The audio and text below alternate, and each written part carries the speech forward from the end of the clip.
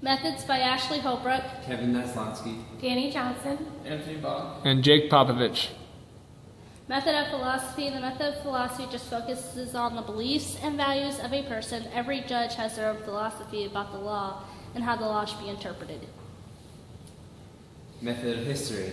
History can shed light on the past, and in return sheds light on the present and the future. Sometimes ideas of laws are incoherent or subjective when the past form and meanings are not taken into consideration. Method of sociology. A judge's job is to establish a relationship between conduct and professional.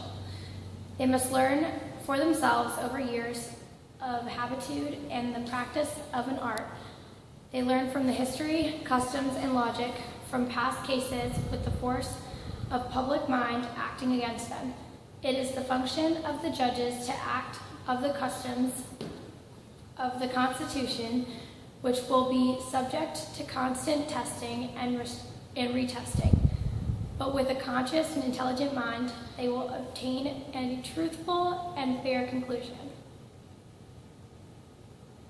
Adherence to precedents. Various impartial arbiters of justice and their differing outlooks on life balance out because the good laws continue on while the errors in law are weeded out. Roe v. Wade. Jane Roe was a pregnant woman who wished to get an abortion. Jane wanted to prevent the enforcement of Texas statutes from criminalizing all abortions except those performed to save the life of a mother.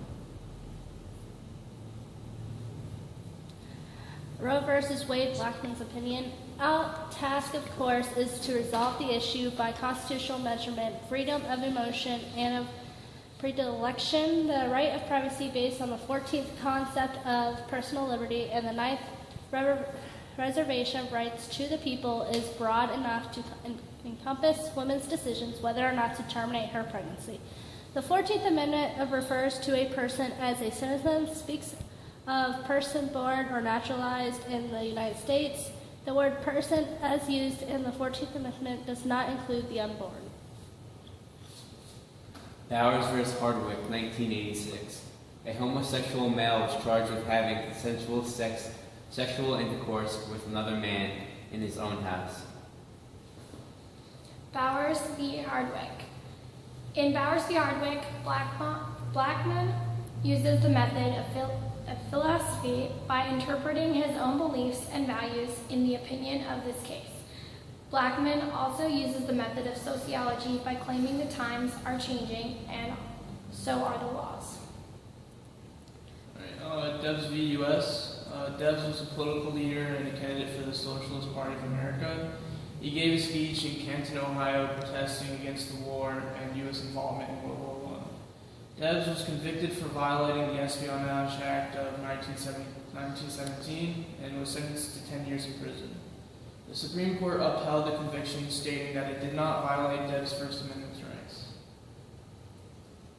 rights. Holmes' opinion for Debs v. U.S. In accordance with Schneck v. U.S., Justice Oliver Wendell Holmes upheld the conviction of Eugene v. Debs, stating that the intention and effect of obstructing the draft and recruitment for the war is in violation of the Espionage Act, therefore punishable by sentences of 10 years in prison and loss of Debs' citizenship.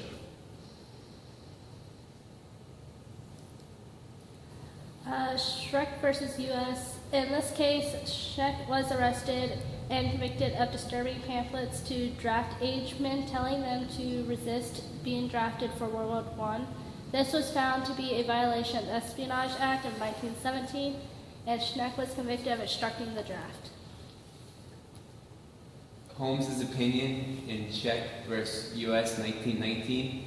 In a unanimous opinion written by Justice Oliver Wendell Holmes, the court decided that the circumstances during wartime permit greater restrictions on freedom of speech than would be allowed during peacetime. Gitlow v. New York. Gitlow was a member of the Socialist Party of America and was charged with criminal anarchy under criminal anarchy for publishing a document called Left Wing Manifesto in 1919. This was under New York's criminal anarchy law of 1902. Gitlow v. New York, Holmes opinion. The general principle of free speech, it seems to me, must be taken to be included in the 14th Amendment. In view of the scope that has been given to the word liberty as they're used, although perhaps it may be accepted with a somewhat larger latitude of interpretation than is allowed to Congress by sweeping language that governs or ought to govern the laws of the United States.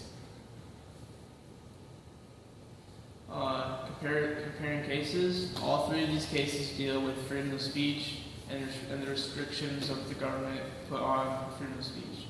During war, the freedom of speech is greater restricted than it would be in other times, and all three of these cases were around the time of World War I. The end.